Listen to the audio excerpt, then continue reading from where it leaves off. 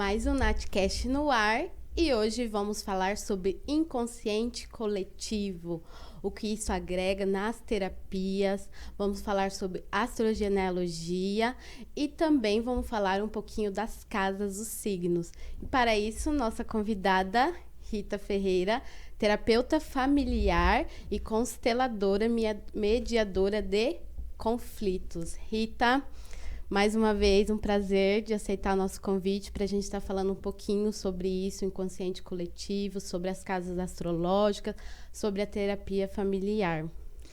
Olá, pessoal. Primeiro eu quero agradecer o convite. Sempre é bom estar por aqui para a gente poder falar um pouquinho mais sobre isso. A ideia da gente falar sobre inconsciente coletivo é, primeiro, por conta da pandemia. Eu acho que a gente está num momento bastante complexo, né? E a gente está vivendo hoje as consequências desse acontecimento, e assim foi muito, muito complexo e profundo, e muitas pessoas estão nesse processo de passar por isso. Primeiro a gente fez, falando um pouco do luto, a gente passou pela fase da negação, algumas pessoas entraram em isolamento, e agora a gente está num processo de viver as consequências da pandemia. E dentro disso, a gente vai falar um pouco sobre como lidar com isso, e hoje a gente resolveu trazer um pouquinho mais da expansão desse trabalho e desse conhecimento que é o inconsciente coletivo, que o Freud já falou um pouco, depois veio o Jung e expandiu um pouco mais, e hoje a gente vai falar um pouquinho de como a gente pode levar isso para a terapia, e dentro disso também um pouquinho da expertise que a gente traz para o Brasil, e vamos ampliar um pouco mais, falar um pouco mais direcionado para a astrologia. Como é que a gente fala sobre isso dentro do mapa astrogenealógico? E Rita, o que é um pouquinho, né, para o pessoal de casa, o que é isso, o que é inconsciente coletivo? Como que a gente utiliza isso na terapia? Então, o que é basicamente o inconsciente coletivo? São aquelas imagens, aqueles símbolos que a gente traz no nosso inconsciente pessoal e que isso vai reverberar no inconsciente coletivo. Então, no conteúdo, no todo, no coletivo, nas pessoas, nos grupos. Então, vou dar um exemplo prático aqui. Quando a gente fala, por exemplo, do animal leão, o que isso traz para a gente? Todo mundo vai pensar em duas coisas, basicamente, logo de pronto. A força e a juba.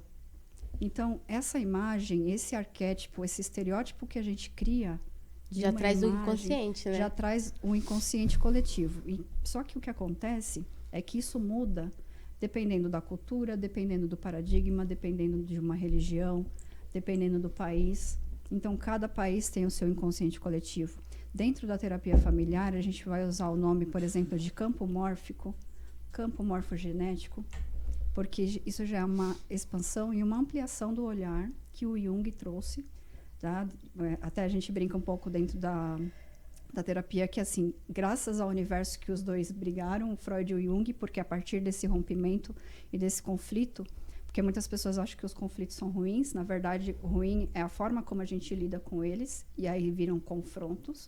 Que entra naquela parte do primeiro programa, né? Conflitos internos. Sim. Que é você saber lidar com isso, né? Que é uma coisa que a gente leva para uma coisa ruim, né? Quando eu lido com um conflito, eu vou ter que causar algo e vai me trazer um desconforto. Só que, na verdade, quando a gente tem que lidar com isso de uma forma um pouco mais agressiva, isso se torna um confronto. E é isso que é ruim, porque é desequilibrado, ou a forma como a gente lida com isso. Mas se você trata o conflito como algo que pode trazer uma evolução, e é para isso que ele está a serviço, aí fica mais tranquilo. E dentro da terapia, a gente vai falar do inconsciente coletivo nesse olhar mais ampliado. E qual é a diferença da astrologia para astrogenealogia? Tem uma diferença nessas duas questões, da astro e da astrogenealogia? Sim. O que acontece? A astrologia, ela é um mecanismo, uma ferramenta que a gente usa para autoconhecimento. Então, dentro do mapa astrológico, a mandala, ela sempre vai ser a mesma. São 12 casas e cada uma delas interpreta uma área da sua vida. E dentro delas existem os planetas e os signos. São energias e representam pessoas, situações, acontecimentos que vêm registrados dentro do nosso DNA. Na astrologia, no mapa astrológico tradicional, e existem N ferramentas e N vertentes, linhas da astrologia, assim como a psicologia e outros campos do conhecimento, a astrologia também tem algumas linhas. E todas elas funcionam, por isso a gente brinca que a astrologia é fantástica, porque todas elas funcionam e conversam. E qualquer linha que a gente siga, ela vai dar resultado e vai ser assertiva. Agora, quando a gente fala do mapa astrogenealógico, na astrologia a gente vai falar sobre a personalidade. Então, é você enquanto indivíduo. As diversas linhas que tem da astrologia, ela vai falar da forma como você foi construído, da forma como você funciona. Isso a nível pessoal. Na astrogenealogia, e aí eu levo um pouquinho mais para a terapia familiar e o pensamento sistêmico, que a gente vai falar de todo o contexto. Então, enquanto na tradicional, na convencional, a gente vai falar da personalidade que você foi formando, na astrogenealogia a gente vai falar de todo o seu entorno. E aí entra o inconsciente coletivo, por isso que a gente vai falar disso. Hoje a gente entra essa semana em Virgem, que é a casa 6, em oposição à casa 12. Então, a gente está falando do eixo do eu e do outro, da rotina e do inconsciente. O que eu não internalizo, o que eu não coloco como método, como rotina, se isso não fica bem estruturado nas 6 primeiras casas, ela vai desestruturar das 7 até a 12, que é o outro, o coletivo, o grupo, o exterior.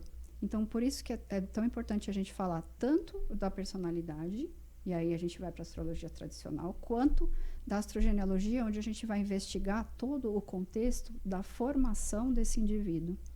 Então, a gente fala do projeto sentido gestacional, que vai desde 9 meses antes da concepção, a concepção, os 3 primeiros anos da infância. Depois a gente fala também do outro, na individualidade, na construção da identidade e da personalidade, e o outro entra como o nosso espelhamento.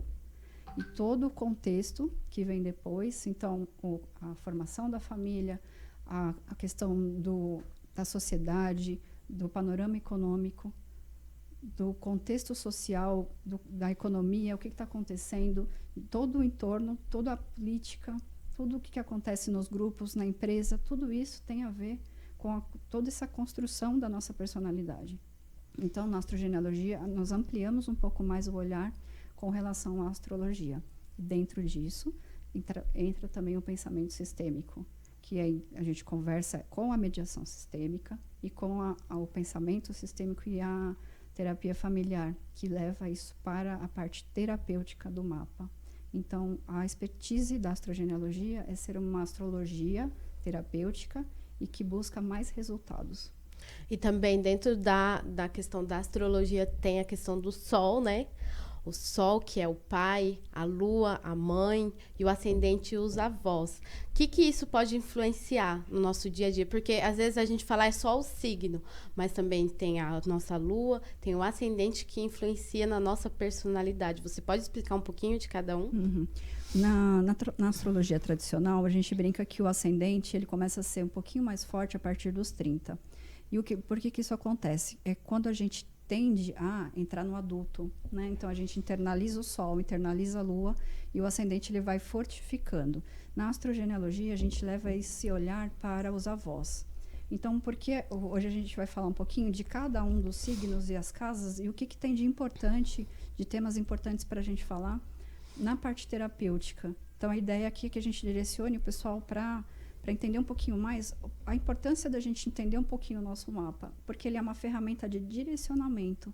Então, a partir dele, ele traz alguns pontos bem importantes e pontuais para a gente poder já direcionar o atendimento para que a pessoa veja resultados mais concretos em menos tempo. Então, é por isso que a gente potencializa resultados na astrogenealogia. O Sol, basicamente, é a nossa essência. E na astrogenealogia a gente vai falar do que a gente traz do DNA com relação ao pai. Quando a gente fala do pai, é muito mais ampliado do que só aquela figura paterna que tem dentro da casa. A gente vai falar do pai enquanto função. Quem exercia essa função dentro da casa? No Brasil, a gente tem muito comum as famílias serem organizadas quando a avó cuida do neto. Então, geralmente, o pai não está em casa, ele está ausente. Às vezes isso é só emocionalmente, mas às vezes é presencial também. Então, não existe a figura do homem enquanto pai dentro da casa, e alguém assume essa função. E muito comumente acontece que a avó assume esse papel. E a mãe é que sai para trabalhar. Então, a gente tem uma forma dessa família funcionar, onde a avó assume o papel da mãe, e a mãe é que faz essa função de pai.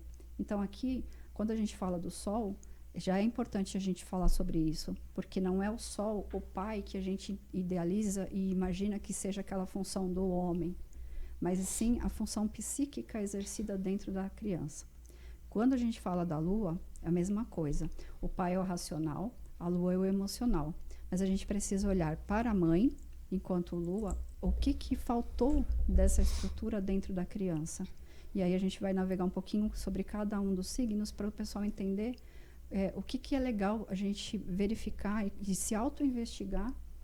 Existem N sites que fazem o mapa, a mandala é sempre a mesma, independente da linha que a gente siga, o desenho do mapa é sempre o mesmo. Então, você pode pegar um site gratuito na internet e você se auto-investigar. Mas o Sol, a Lua e o Ascendente são os pontos principais. O Ascendente ele vai ser desenvolvido e ele também tem influência dos avós. E aí, aqui a gente já pode falar desse cenário que a gente está falando, qual é a importância desses avós dentro da sua psique. E quando a gente não conhece o avô ou a avó, isso tem um pouquinho mais de potencialidade. Por quê? Exatamente porque a gente não sabe a história. E aí a gente volta para a questão do inconsciente. Além do coletivo, o que está no meu inconsciente familiar, que eu não tenho consciência, mas que hoje me afeta. Que entra muito na parte da questão dos segredos, né? Às vezes coisas que não são contadas, que já aconteceu, e daí entra naquela parte do inconsciente, que você vai descobrindo na questão das terapias, o que aconteceu, porque fica no nosso inconsciente, né? Por mais que às vezes a gente queira esquecer algo que passou, ou que não queira saber, a gente vai trabalhando aquilo e vem à tona, né? Acho que uma dica bem bacana que a gente pode falar, para ilustrar um pouco mais isso, é aquela série que está passando agora, né? Uma Nova Mulher. As pessoas estão falando bastante a respeito. Eu acho que como uma forma ilustrativa dá para explicar bastante, porque os episódios eles começam exatamente contando a história que passou com uma pessoa da família. Passado, né? 2 ou 3 gerações para trás, e o que a pessoa está recriando no agora. E exatamente o sintoma, que às vezes tem a ver com o que a pessoa está recriando ou não tem. Então, a gente não tem como saber exatamente o que aconteceu, porque não é exatamente o que aconteceu, mas o que ela está recriando. E na série eles ilustram bem isso, quando eles começam a contar primeiro a história, e depois eles vêm para o agora e mostram o que a pessoa da família está recriando. Que vem da parte que a gente falou também de repetição de padrão, né? Que é do inconsciente. Às vezes a gente não sabe, mas o nosso subconsciente está recriando isso, essas histórias, essa repetição de padrão. O Jung diz que a gente usa hoje 5% do nosso consciente. Por isso tem uma frase dele que ele fala: enquanto nós não soubermos o passado, a gente tende a repetir no futuro. Então é por isso que a gente sempre fala aqui das questões dos gatilhos, e o quanto é importante a gente se auto-investigar ou conhecer a própria história. Tem muita gente que fala assim: para que eu vou precisar saber do passado? Sim. Porque se você não souber do passado, você está repetindo, sem saber. Uma frase que eu vi essa semana no Instagram, que aquilo que não é curado volta para você olhar. Então, se você está repetindo, se você começa a analisar que você está repetindo muito aquilo, poxa, mas já aconteceu isso, estou repetindo de novo. Por quê? Porque justamente não foi olhado. E que não é olhado, não foi curado, vai voltar, vai repetir para você olhar para aquilo. E é uma coisa que a gente fala muito sobre a questão da doença, né? Que às vezes a doença, a gente pensa, nossa, mas eu tô doente. Mas é para você se olhar, para você parar e olhar para aquilo. Por que isso está acontecendo? Que é umas coisas que acontecem muito nas terapias, né? Sim. Vamos falar um pouquinho, então, de cada signo. E aí, dentro disso, a gente entra especificamente nos assuntos. Vamos falar agora da casa 1, né? Áries. Então, vamos começar fazendo uma pequena dança através do mapa astrológico. Então, vamos dançar um pouquinho por todas as 12 casas. A casa 1 fala de Áries. Aqui é a relevância com relação aos avós. O avô paterno e a avó materna. Quais são as influências deles na nossa vida? O que a gente repete de padrões deles? Os arianos, eles já trazem na essência, aqui a gente vai falar do Sol e da Lua especificamente, a questão de serem os iniciadores do sistema. Quem foi na sua família que iniciou algo e como isso foi feito? Uma coisa prática que eu sempre vejo, né? O irmão mais velho, geralmente, ele tem essa função de ser o iniciador. E, assim, às vezes alguém precisa começar algo ou sair da cidade onde está para começar uma vida nova. E, geralmente, isso é um papel exercido pelo irmão mais velho. Só que, muitas vezes, isso não é uma escolha. É uma imposição, que aí a gente vai falar da sombra de Áries. O pai, por exemplo, diz, já que você é o mais velho, é você que vai fazer isso. E nem sempre a pessoa escolheu isso, mas ela assume esse papel por entender que é um papel do irmão mais velho. E aí ela vai e dá o início a algo. Só que essas emoções, a imposição, a raiva, a tirania, a forma como isso foi feito é que fica no sistema e a gente precisa olhar para isso. A pessoa fez o movimento de ação e de início, mas como isso foi feito e as consequências dessa ação. Por exemplo, uma questão de abandono. Ele deixou algo ou alguém para trás e causou uma sensação de abandono. Agora, a casa 2, né? Casa 2 já entra na parte de touro. Qual é a personalidade de touro? Enquanto em Áries a gente vai falar da identidade, que é a nossa construção da identidade, onde a gente nasce, na casa 2, em touro, a gente vai falar sobre os valores. Os valores que nós entendemos, que nós recebemos da família, nós internalizamos. O touro é regido por Vênus, então já vamos começar a falar das nossas escolhas. Também vamos falar do início da gente entender, enquanto indivíduo, da questão do físico, como é que funciona a nossa parte física, fisiológica mesmo. Então, aqui a gente vai começar a falar do corpo. Isso na casa 2, né? Tudo em touro. Touro é a parte da mãe, né? Entra a parte da mãe, né? Touro tem a ver com a mãe. Nutrição, né? Isso, e aqui a gente vai falar da parte de nutrir, levando mais para a mãe terra, com a questão da amamentação e toda a parte fisiológica. Se a pessoa já tem uma questão com os taurinos de Sol e Lua, já podem começar a olhar para a questão da mãe e olhar para essa função, porque é bem importante. E também, como pela regência de Vênus, olhar para os valores e para as mulheres desse sistema. Como que é a questão do receber. É bem importante a gente falar sobre isso. Casa 3, Gêmeos, primeira infância. Casa 3, a gente já vai começar a falar de como a gente entende a vida, né? Na primeira, a gente nasce e começa a entender o mundo. Na segunda, a gente vai entendendo como é que nosso corpo físico funciona. E na casa 3, vamos começar com os questionamentos, a curiosidade, né? Todo mundo conhece um geminiano que é muito curioso. É uma característica de Gêmeos. A curiosidade e um pouco também de inocência, que começa na casa 1 com Áries. E na casa 3 vai para a parte das comunicações. Então, é quando a gente vai para o pré. Quando a gente começa a entender que existe um ambiente escolar. Vai falar muito dos aprendizados. E aqui, quando a gente leva para o sistêmico, o inconsciente, como é que são as histórias do sistema? Quais as histórias a gente ouve dos pais? Se a gente está falando da criança, o que essa criança compra de história? Do pai, da mãe, dos avós, de quem ele é mais, que ele convive mais. Então, como a influência da história é muitas vezes inconsciente, mas que a criança internaliza. Na mediação, a gente escuta muito a mãe falar assim: eu nunca falei mal do meu pai, do meu marido para o meu filho, mas não precisa. Esse é um dos problemas que a gente tem, né, no inconsciente.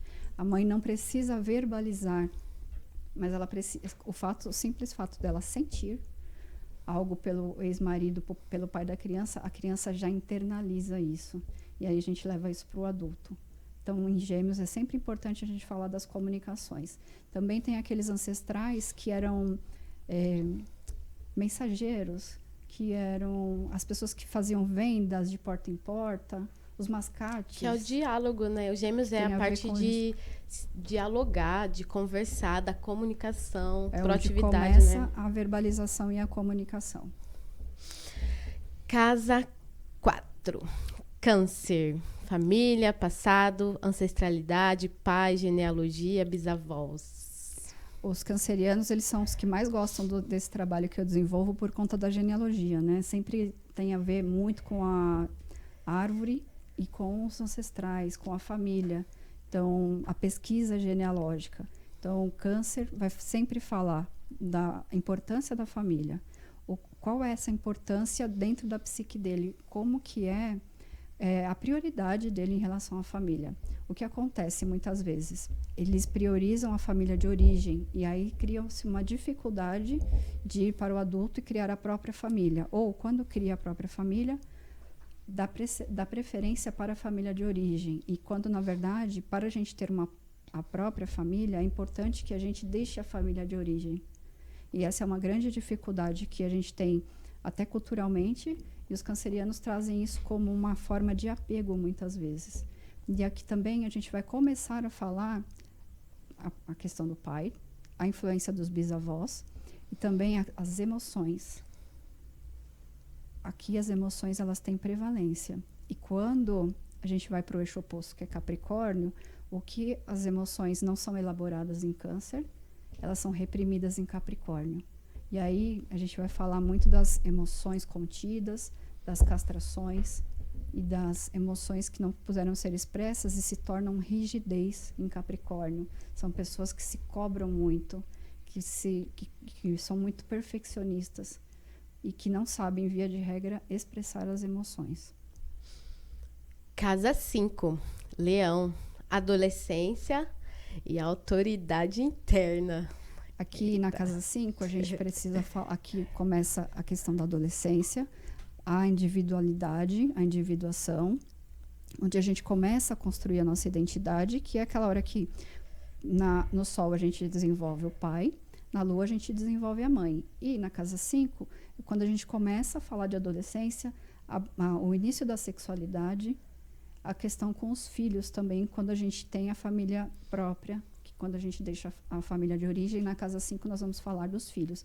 Esses filhos podem ser os filhos que a gente conhece como crianças e podem ser projetos também. Isso é importante a gente falar, que a gente fala muito da questão de filho como crianças, mas a gente tem sempre projetos. Tudo que a gente tem na vida com relação ao que a gente quer criar, que a gente quer parir, tem a ver com filhos. Aqui sempre a gente vai falar sobre isso.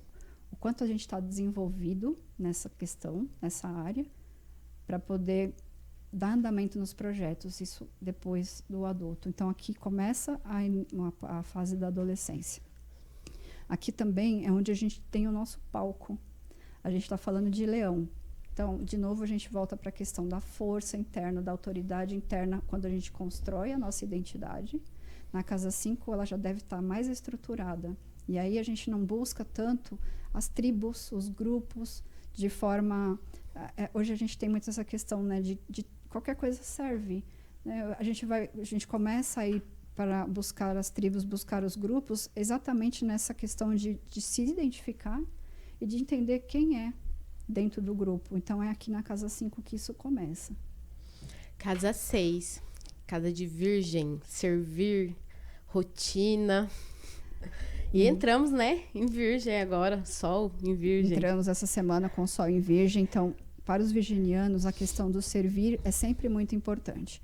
Existe uma questão importante de mandato que, assim, eu preciso servir.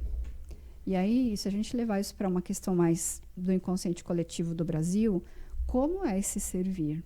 O que essa criança virginiana entendeu como servir? Qual é a influência dos pais, enquanto Sol, enquanto Lua, com relação a isso? Por exemplo, eu só posso te amar se você fizer tal coisa. Porque você não fez tal coisa, você não merece minha atenção. Então, a gente leva para o adulto uma característica de que eu só posso ser amado se eu fizer algo, se eu trabalhar para a pessoa, se eu servir. Então, aqui, quando a gente leva para um inconsciente coletivo um pouco mais ampliado, vamos falar da questão da escravização, que é uma sombra que a gente tem no Brasil, né? Como que é a questão do trabalho dentro da gente e dentro dessa família e o quanto a gente repete disso. Então, a gente vê muito é tomar cuidado com o equilíbrio entre o dar e o receber na questão do trabalho, porque Virgem é a primeira casa do trabalho, onde a gente estrutura uma rotina, desenvolve uma ordem e um método. E isso a gente vai levar depois no adulto para as casas do trabalho, onde a gente constrói o nosso propósito. Isso precisa estar bem estruturado e organizado para que isso seja equilibrado no adulto.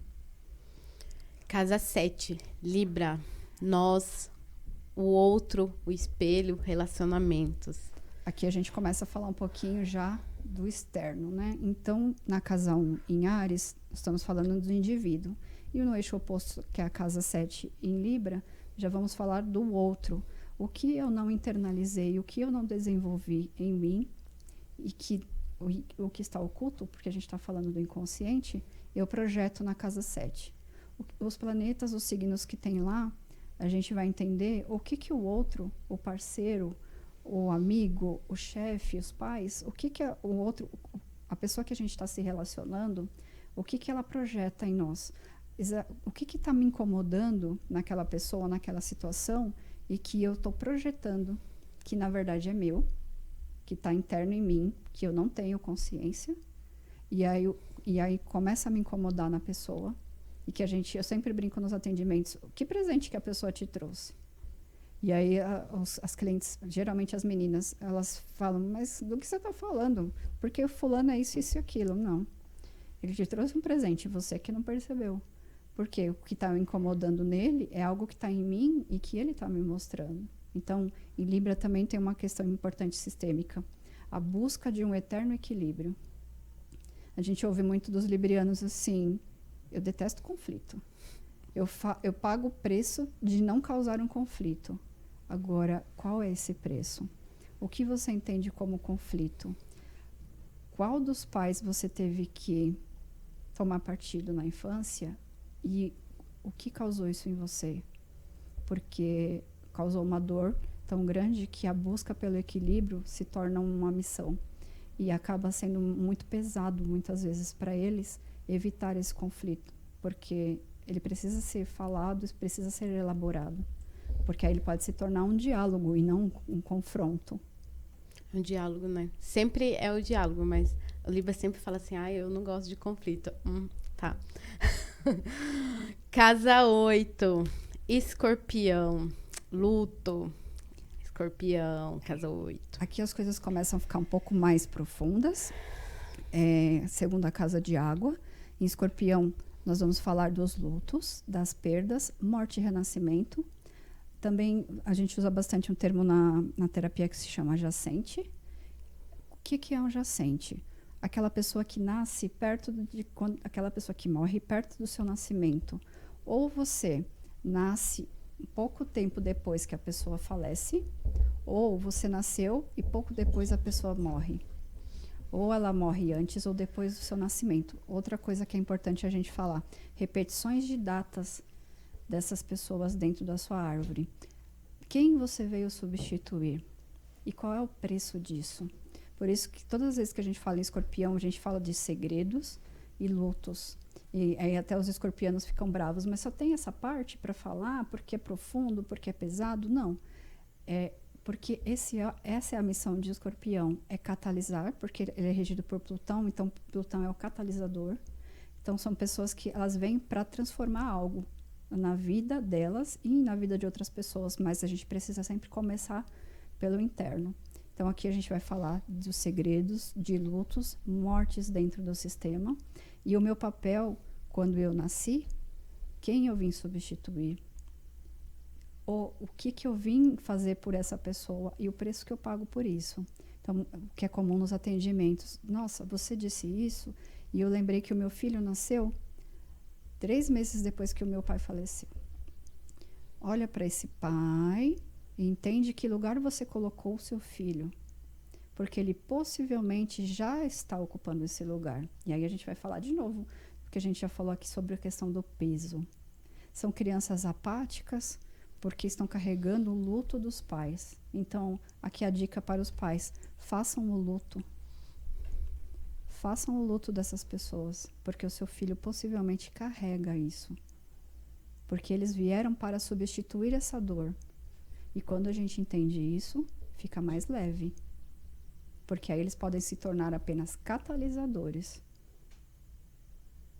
É uma coisa que a gente falou no início, né? A questão do olhar.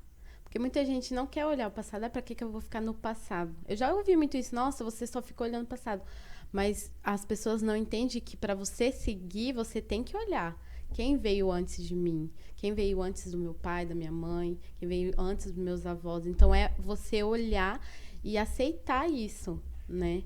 Porque se você não olha para isso, é a questão de sempre ficar repetindo o padrão. Daí ainda as pessoas ficam se perguntando: nossa, mas por que eu tô passando por isso de novo? Porque não para olhar. Acho que quando a gente fala é uma questão de brincadeira, e não é, né? Falar do luto é importante porque a gente tem questões bem pontuais, né? Quando a pessoa falece, a gente tem a cultura de não falar mais sobre ela. Parece que ela nunca existiu. Então, aí, além de se tornar um segredo, se torna uma exclusão. E aí, dentro da terapia familiar sistêmica, a gente sabe que não pode haver excluídos. Porque quando a gente exclui algum membro da família, a pessoa, o que vem depois, ele vai ocupar esse lugar. Porque, sistemicamente, não existe vazio.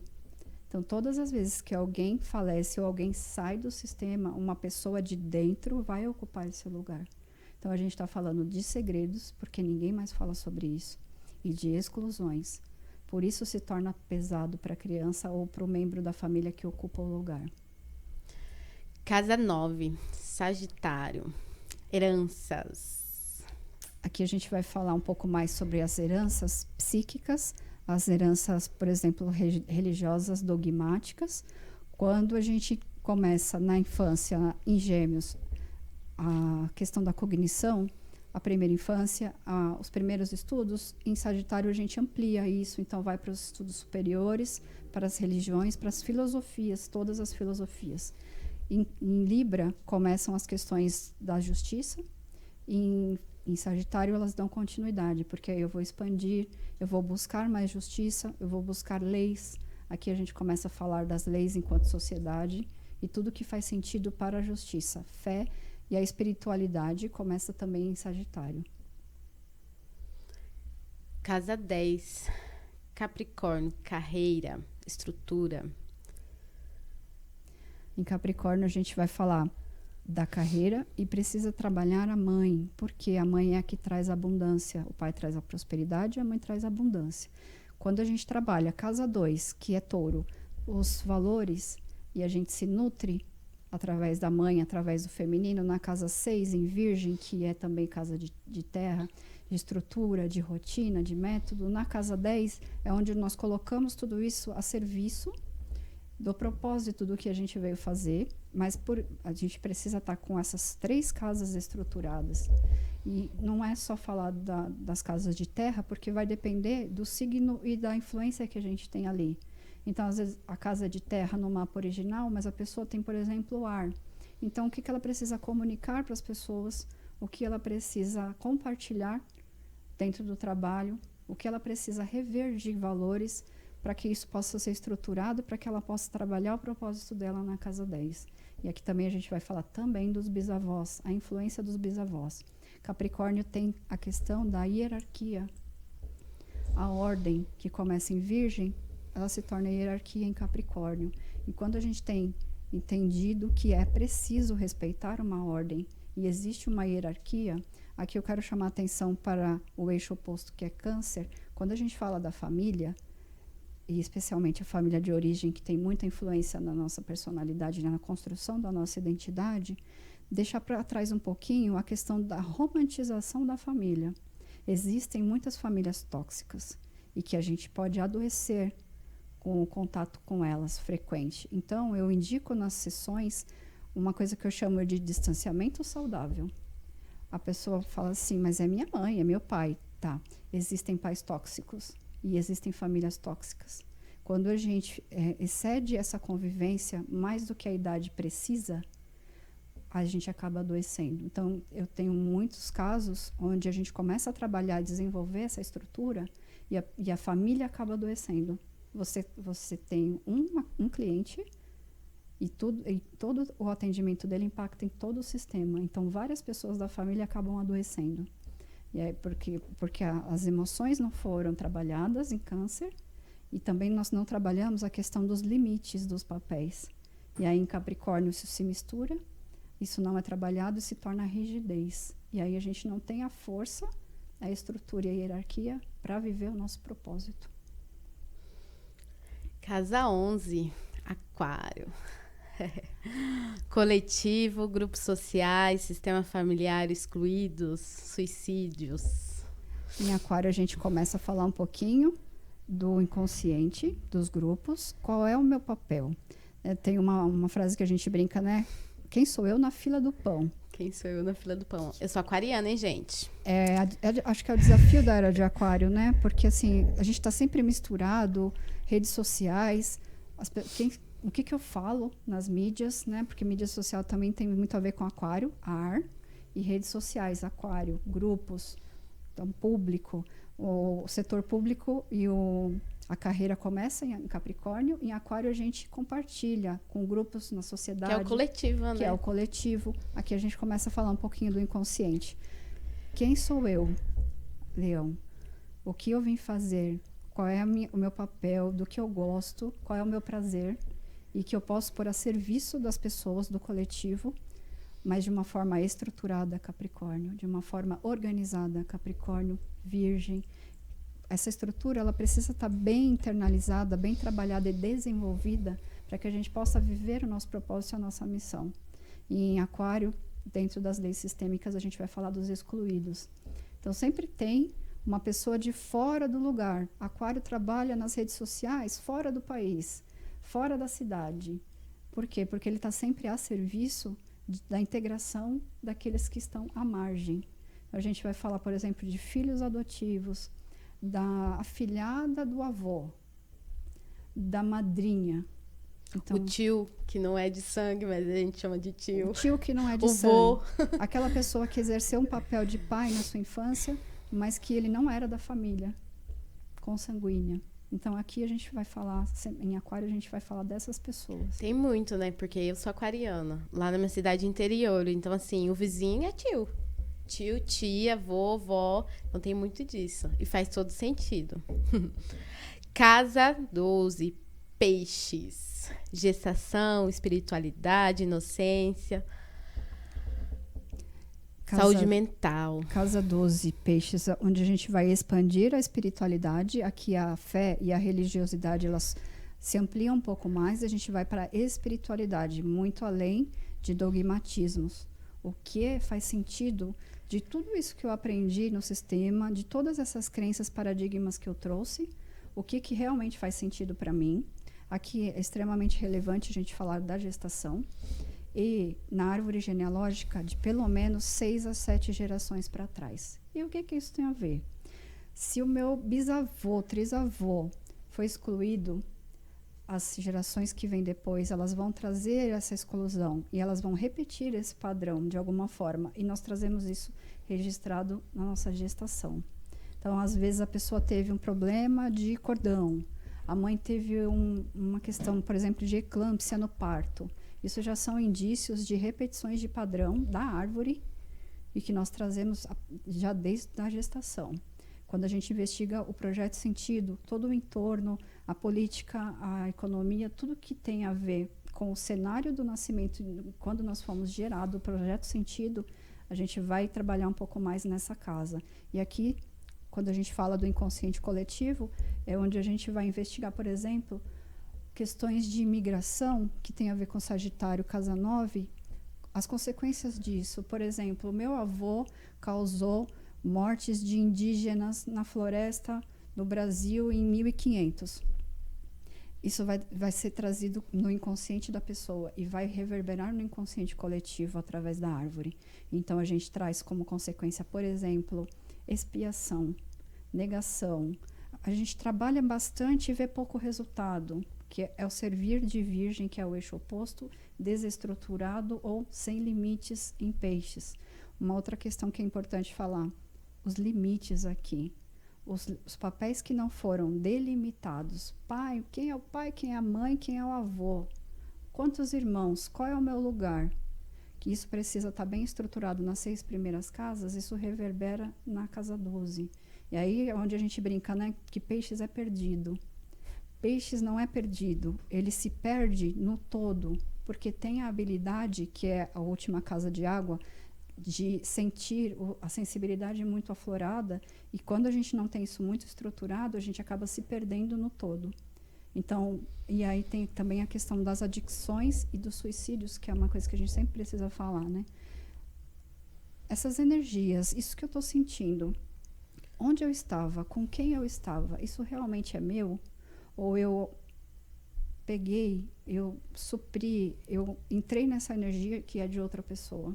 Então, Peixes tem essa habilidade, essa sensibilidade extrasensorial muito apurada. Porém, isso precisa ser desenvolvido e ele precisa aprender a se proteger para que ele não absorva toda essa energia do entorno. Então, num dos programas que a gente falou, eu contei uma história do rapaz do suicídio. Então, assim, em Peixes a gente vai enfatizar bastante a questão do suicídio, porque o quanto dessa energia que eu estou carregando é realmente minha. Tem N forças e N questões quando a gente fala de suicídio. Existe muito julgamento com relação a isso e existem várias formas simbólicas de suicídio. Quando a gente fala disso, as pessoas pensam na pessoa que se joga da ponte, que se joga no carro ou que se mata. Mas existem várias formas de suicídio simbólico. Que é uma coisa que a gente estava falando ontem, né? Sim. Da questão da Coca-Cola. Uma pessoa que logo de manhã cedo já toma 1 litro de Coca-Cola já está se auto-suicidando, né? Se você não tem relações profundas e que te agreguem e que te trazem interação, se você não consegue todo dia fazer uma caminhada, um exercício físico, tomar um sol. Tem muitas pessoas que chegam para mim e falam assim, eu estou depressiva. E aí a primeira pergunta que eu faço, quanto tempo de sol você toma por dia? Não, eu não tomo sol. Então, primeiro você resolve essa parte, faça um exame para ver como é que estão as suas vitaminas e depois a gente volta a essa questão. Porque existe muita confusão entre depressão e estado depressivo. Por exemplo, no luto, quando nós perdemos alguém muito importante, é extremamente natural e humano que a gente entre num estado depressivo, porque nós precisamos elaborar esse luto por determinado tempo. E isso é normal. Por isso que a gente fala, se isso não for elaborado, a pessoa tende a trazer consequências para ela e para outras pessoas. Por exemplo, se você não olha para o seu luto, o seu filho, especialmente as crianças, elas vão olhar para isso. Como que eu vejo isso? Quando você não olha, perceba o comportamento do seu filho. Se ele começa a ficar mais triste, mais depressivo, mais apático, sem energia... Só no jogo, que são várias questões de como a gente preenche esses vazios. Isso já são indícios de que ele já está carregando. Quando a gente fala aqui carregar, olhar, espiar, é esse tipo de ação concreta que a gente está falando. As crianças, como elas são mais leais, por conta da lealdade cega, por conta da criança interna, a criança mágica, né? São termos que nós usamos. Ela não tem filtro, que é a inocência. Então, ela só vai honrando, carregando. E a questão é que quando a gente não tem isso internalizado, as pessoas falam muito de despertar. É isso. O quanto a minha criança ainda é leal ao meu sistema de origem e que eu ainda repito isso no agora. É que a gente falou também sobre a questão da lealdade, né? Por amor, a criança vai lá e é leal aos pais, ao sistema, né? Tem muito dessa questão. Antes de continuar, vamos falar aqui dos patrocinadores. A Óticas Imperial, de Alphaville, Digital 5, a Dulce Helena, cabeleireira, Astrogenealogia Brasil, Sempre Foi Sobre Pessoas, ao pessoal aqui da TV, aos meninos, que sempre tá aqui com a gente, ao Maicon, nosso filmmaker. Rita, deixa eu te perguntar, o que pode afetar nessa questão do inconsciente coletivo? Tem algo que pode afetar na nossa vida, no nosso dia a dia, sobre isso? Isso afeta muito hoje em dia? O que pode afetar? O que pode nos trazer para a gente olhar um pouco para isso, sempre para o inconsciente? Sempre a gente fala da questão de se autoconhecer, de se autoanalisar. Então, essa parte do consciente coletivo, ela entra nessa parte de se olhar sempre, né? Que daí a gente falou um pouco das...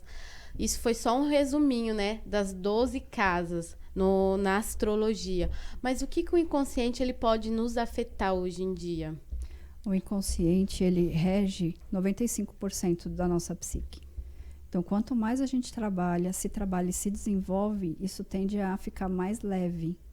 Quando a gente não olha para o nosso inconsciente pessoal, isso vai reverberar no inconsciente coletivo. Isso inicia dentro da casa. Depois nós vamos para o próximo sistema familiar, que é a escola. Disso vai para as cidades, para os grupos, para a política e para a cidade, o mundo. Então, o inconsciente coletivo, ele afeta o entorno. Então, tem uma frase do Karnal que eu gosto muito quando ele explica isso. Dentro de casa, se você quiser jogar o lixo no chão, tudo bem. Vai chegar uma hora que vai impactar o bairro e as pessoas e vai incomodar. Mas isso demora. Agora, quando você faz isso quando você começa a fazer isso dentro da casa e expande isso para o coletivo, isso vai impactar. O inconsciente coletivo, ele vai sempre impactar mais pessoas. Então, quando a gente não olha para si, por exemplo, a gente se torna uma pessoa mais rígida, mais egóica, e isso impacta no seu trabalho, na sua empresa, nas relações, nos relacionamentos. Nós nos tornamos pessoas menos empáticas, mais exigentes, perfeccionistas. Então, se a gente procura trabalhar um mundo melhor, se a gente veio para se melhorar e para melhorar o mundo, nós precisamos falar do inconsciente coletivo. Então, trabalhar todas essas questões que nós falamos, os papéis, quais papéis nós exercemos em que situações. Então, delimitar esses papéis. E o quanto isso não desenvolvido, isso impacta no todo. Se você não tem essa estrutura ou é desorganizado internamente, isso vai reverberar na sua empresa. Isso é muito comum a gente acontecer. E uma outra coisa que eu acho legal a gente colocar aqui, a questão da responsabilização. É muito comum a gente ter situações onde a pessoa ela delega, ela terceiriza. Então, em vez da gente olhar para aquilo, uma questão pontual e resolver, ela delega. Eu vou ver com a pessoa, eu vou ver com o setor, eu vou ver com não sei quem. E isso não é resolvido. Nós vamos postergando, vamos terceirizando e não resolve. Então, isso também é uma consequência de coisas mal desenvolvidas dentro de nós, dentro da casa. Isso tudo impacta no inconsciente coletivo. Rita, gratidão, né, por mais uma participação, trazendo mais essa consciência, né, que muitas vezes é um tema novo que a gente está trazendo aqui. E hoje a mensagem, quer deixar alguma mensagem para o público?